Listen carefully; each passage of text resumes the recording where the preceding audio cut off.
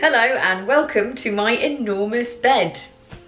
It seemed kind of appropriate for a Valentine's Day video, but don't get the wrong idea. I'm just here to show you a supremely non-saucy, crafty tech Valentine's Day project I did a couple of years ago. But there is an option for additional sauce should you have the appetite for it.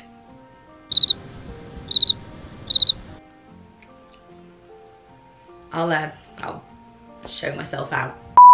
Terrible jokes aside, it is that time of year where you are commercially encouraged to demonstrate your love materially. You want to get the tech appreciator in your life something that lets them know that you appreciate them. But what? The answer is a QR code. I am deadly serious. I literally did this for Valentine's Day a couple of years ago, and he liked it enough that we are still together now. Yes, I am talking about those ugly black and white, squared, static looking things that you scan with your phone. Years and years ago, they weren't a big deal and you didn't really see them anywhere, even though they're really cool. But now they seem to be going through some kind of revival. There's snap codes and messenger codes, which are all kind of versions of this technology. But I just want it on record that I liked QR codes before they were cool. I wrote about making a treasure hunt based on QR codes, which is another really cool idea. But today, what I want to show you is the QR code that I cross-stitched. I am not the first person to cross-stitch a QR code, not even close. But I think I might be the first person to spot the obvious link between QR codes and romance. So if you want to demonstrate your love by repeatedly stabbing a piece of fabric, these are the 3 steps that I used to make this. Step 1. First, you're going to need a code. There are thousands of free QR code generators online, so just go to any one of those to generate your code. The really cool thing about QR codes is that when you scan them, they can lead to a bunch of different things. They can either show you plain text, they can lead to a URL, so it opens up a web page, it can lead to a picture, it can lead to like a Bitcoin donation if you like. There's virtually no end to what they can do when they're scanned. Disclaimer, there is definitely an end to what they can do when they're scanned, but for the purposes of this video, there is no end to what they can do. And that is where the potentially saucy bit comes in. Use your sordid little imaginations to make your QR code as romantic as you like. For mine, I just chose plain text.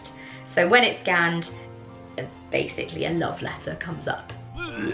If you're also thinking of having your QR code display text, they can encode around 2,000 odd characters, but bear in mind, the longer you make your message, the more intricate and humongous your QR code is going to be. So unless you plan on starting the stitching now in time for next Valentine's Day, I would recommend keeping your message a little bit more succinct. Speaking of next Valentine's Day, another thing you could do is use a dynamic QR code. Now a dynamic QR code is one that you can change what it does after it's been generated. So the code stays the same, but when you scan it, it does something different. And that's super cool because it means you can give it as a gift this year and you can scan it next year and have it do something different. Start a QR code tradition. Step 2. Now you're going to need a pattern so that you know what you're stitching. You've got a QR code that looks something a little bit like this.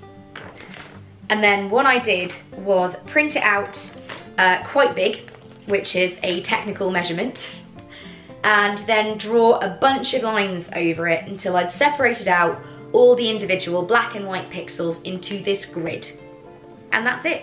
That is my pattern. Each individual pixel is either a single cross stitch or a blank space. and I kept track of how many I'd stitched by highlighting each row as I went along with a highlighter pen. Which brings me on to step 3. Step 3. Grab some Eider. This fancy fabric already has the holes punched in it, and that's going to make sure that our QR code has nice, straight, readable lines. And you can make it as big as you like, because actually the largest QR code ever made was 36,000 square meters, made in China in 2015. Hashtag fact time. You'll also need a needle and some embroidery floss. I used slightly thicker embroidery floss than I would for other projects to make sure that all of the crosses were really filled in and the colour was very solid. Speaking of colour, you can do it in pretty much whatever colour you like, as long as there is enough contrast between the colour you've used and the background of your Eider, which is usually white. As you can see, I have gone for the universally acknowledged colour of passion, maroon, burgundy. Bonus step, step 4. Make sure it scans. Test it out, try and scan it on your phone and check that it does work, because there's nothing more disappointing than giving it to someone, being super excited and then finding out that it doesn't actually scan. Now the fabric's going to stretch a little bit as you're working on it, and even though the error correction in QR codes can make them fairly forgiving, you still might need to give it a bit of an iron and get it in good lighting before it will scan. That's it! Happy Valentine's Day! And remember, the QR in QR code stands for quite romantic.